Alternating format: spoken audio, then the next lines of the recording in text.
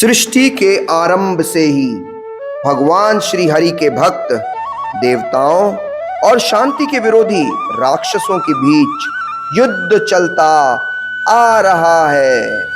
यह प्राचीन काल की कहानी है। चाक्षुष मनु नामक छठे मनु का शासन काल था। उस समय देवताओं और असुरों के बीच भयंकर युद्ध हुआ था। असुरों और देवताओं में युद्ध हो रहा है। असुरों ने देवताओं पर हमला कर दिया है। देखिए, असुर अब नाग अस्त्रों से देवताओं पर वार कर रहे हैं, पर देवता तो दुर्वासा ऋषि के श्राप के कारण पहले से ही बहुत दुर्बल हो चुके हैं। वह इस हमले का उत्तर नहीं दे पा रहे हैं और देखते ही देखते सारे देवता युद्ध से पलायन कर गए और असुर यह युद्ध जीत गए। भागो भागो, नहीं तो ये असुर हमारा वध कर देंगे। भागो भागो।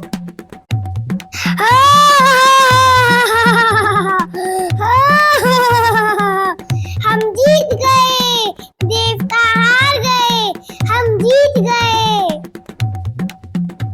युद्ध में पराजित होने पर सभी देवता अपने पूज्य श्री ब्रह्मा जी के पास पहुंचे। उनमें से थे इंद्र जी, वरुण जी और शिव जी। हे ब्रह्मा जी, हम असुरों से हार गए हैं। अब ब्रह्मांड की संपूर्ण व्यवस्था संकट में आ गई है। आप ही बताएं कि हम क्या करें, क्या करें?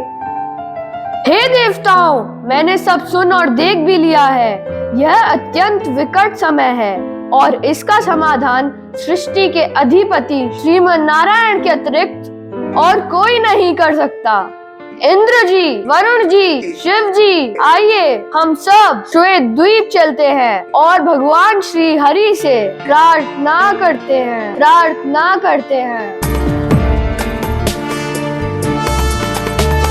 शांताकारं भुजगशयनं पद्मनाभं सुरेशं विश्वाधारं गगनसदृशं मेघवर्णं शुभांगं लक्ष्मीकान्तं कमलनयनं योगिभिर्ध्यानगम्यं वन्दे विष्णुं भवभयहरं सर्वलोकैकनाथं वन्दे विष्णुं भवभयहरं सर्वलोकैकनाथं। देवताओं की हार्दिक प्रार्थना से प्रसन्न होकर भगवान हरि उनके समक्ष प्रकट होते हैं। हे ब्रह्मा, हे शिव तथा अन्य देवताओं, कृपया मेरी बात बड़े ध्यान से सुनो, क्योंकि जो कुछ मैं कहूँगा वह तुम सबके लिए कल्याणकारी होगा। हे देवताओं, धैर्य और शांति से सब कुछ किया जा सकता है, किंतु क्रोध से उत्तेजित होने पर लक्ष्य की प्राप्ति नहीं होती। आप दैत्यों एवं असुरों से संधि कर लो। उनकी सहायता से क्षीर सागर का मंथन करो। इस मंथन में अमृत निकलेगा, जो कि आपका लक्ष्य है। इस मंथन में कालकूट नामक विष भी निकलेगा, परंतु शिवजी के रहते आपको विष से डरने की कोई आवश्यकता नहीं है।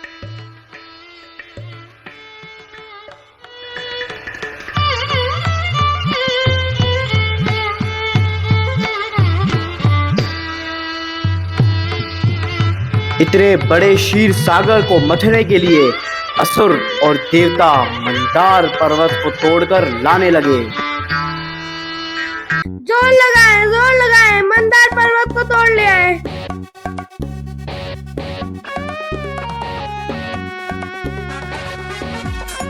हाँ, सभी जोर लगाओ।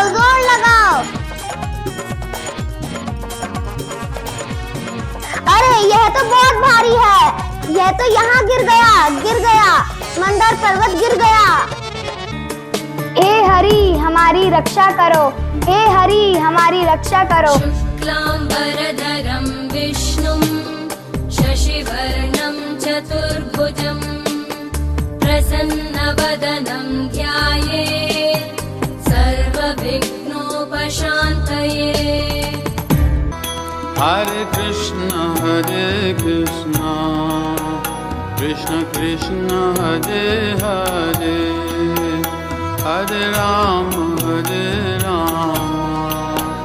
राम राम हरे हरे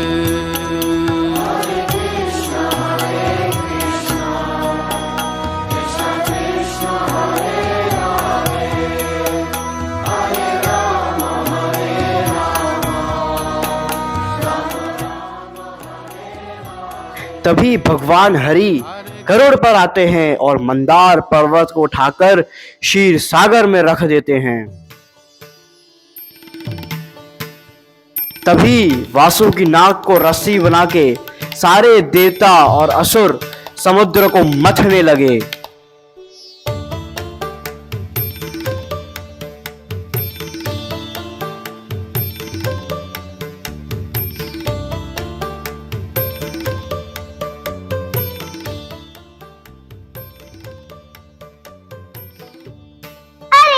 ये क्या हो रहा है? नीचे कोई आधार न होने के कारण मंदार पर्वत क्षीर सागर में डूब रहा है। हे हरि हमारी रक्षा करो, हे हरि हमारी रक्षा करो। भक्तों की पुकार सुनकर भगवान श्री हरि कछुए का रूप धारण करके मंदार पर्वत को अपनी पीठ पे रख दिया और फिर देवता और दानव क्षीर सागर को मथने लगे। हरे कृष्ण कृष्ण कृष्ण हरे हरे हरे राम राम राम हरे हरे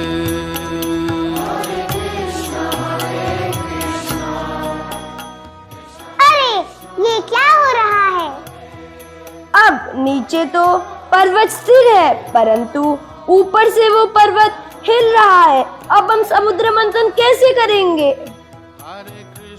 हे हरि हमारी रक्षा करो, हे हरि हमारी रक्षा करो। भक्तों की पुकार सुनकर भगवान श्री हरि प्रकट हुए और एक हाथ से मंदार पर्वत के शिखर को थाम लिया। अब सभी असुर और देवता उत्साह से समुद्र को मथने लगे। तभी समुद्र मंथन से एक ऐसी चीज निकली जिसको देखकर देवता और असुर इधर उधर भागने लगे। अरे कोई बचाओ बचाओ, यह हलाल विष सब दिशाओं में फैल रहा है। हे सदाशिव आप हमें बचाएं, आप हमें बचाएं। जटाटवी गलज्जल प्रवाह पावितस्थले कलेवलम्ब्य लम्बितां भुजङ्गतुङ्गमालिकां धमड्डमड्डमड्डमन्निनादवड्डमर्वयं चकार चण्डताण्डवं तनोतु नः शिवम्। हे प्रभु क्या आप इस खतरनाक विष को पीने की योजना बना रहे हैं? मैं आपके लिए अत्यंत चिंतित हूँ। हे मेरी प्रिय कोमल पत्नी भवानी, जब कोई दूसरों के लिए कल्याणकारी कार्य करता है तो भगवान हरि बहुत प्रसन्न होते हैं, और जब भगवान प्रसन्न होते हैं तो मैं भी अन्य सभी जीवों के साथ प्रसन्न होता हूँ। अतः मुझे ये विष पीने दो ताकि मेरे कारण सभी जीव सुखी हो सकें। हलाहल विष के कारण भगवान शिव के कंठ में एक नीली रेखा आभूषण के रूप में आ गई और इसी कारण से वे नीलकंठ कहलाए। उसके बाद समुद्र मंथन से सुरभि गाय उत्पन्न हुई। तभी वहां ब्रह्मांड के अनेक ऋषि प्रकट हुए और वे कहने लगे, हमें अग्नि में आहुति देने के लिए शुद्ध घी की आवश्यकता है। यह सुरभि गाय हम लेंगे। ठीक है, चलो देवताओं और असुरों, समुद्र का मंथन करते रहो, करते रहो। उसके बाद समुद्र के मंथन से उच्चैश्रवा नामक एक घोड़ा उत्पन्न हुआ। उसे देखकर असुरों के राजा महाराज बलि ने कहा, ये घोड़ा मैं लूंगा, ये घोड़ा मैं लूंगा। इस बात का महाराज इंद्र ने कोई विरोध नहीं किया। उसके बाद समुद्र मंथन से माता लक्ष्मी उत्पन्न हुई।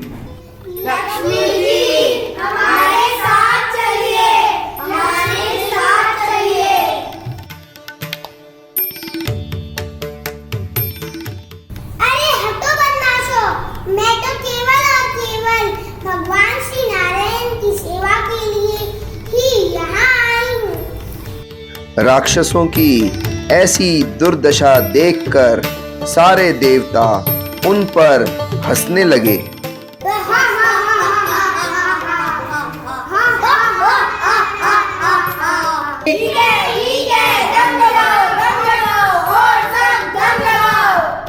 उसके बाद समुद्र के मंथन से अमृत लेकर धन्वंतरी जी प्रकट हुए। लेकिन ये क्या, उनके हाथ से तो असुर अमृत का कलश लेकर भाग गए। अरे छीन लो अमृत को छीन लो, भाग चलो यहाँ से भाग चलो।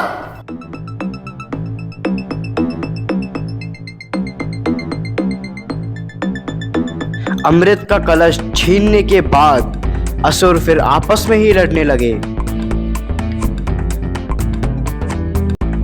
पहले मैं पीऊंगा। नहीं, पहले मैं पीऊंगा। जब असुर इस तरह लड़ने लगे तो भगवान श्री विष्णु ने मोहिनी रूप धारण किया।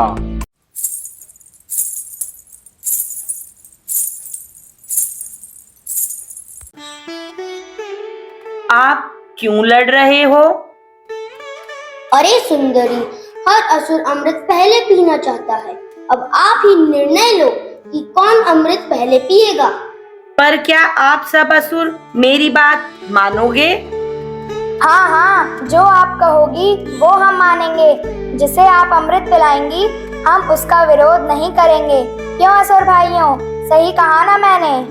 हाँ हाँ, हम ऐसा ही करेंगे। मोहिनी मूर्ति की बात सुनकर सारे असुर अमृत पीने के लिए एक पंक्ति में बैठ गए। तभी दरवाजे पे एक आवाज हुई।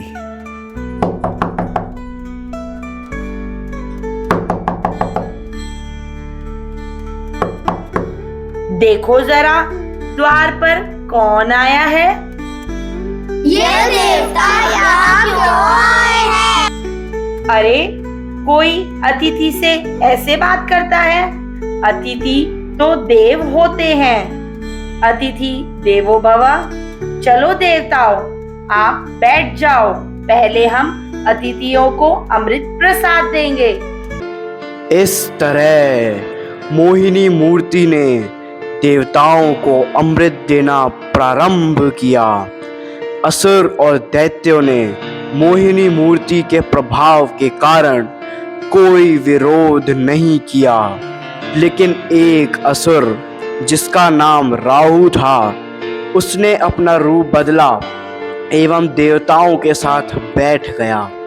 जैसे ही उसने अमृत को अपने मुंह में डाला, मोहिनी मूर्ति समझ गई कि ये असुर है और फिर अपने सुदर्शन चक्र से श्री हरि ने उस असुर का गला काट दिया। आज भी वह राहु नामक असुर देवताओं को निगलने का प्रयास करता ही रहता है।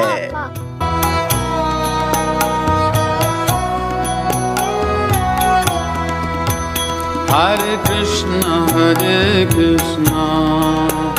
कृष्ण कृष्ण हरे हरे, हरे राम राम राम हरे हरे।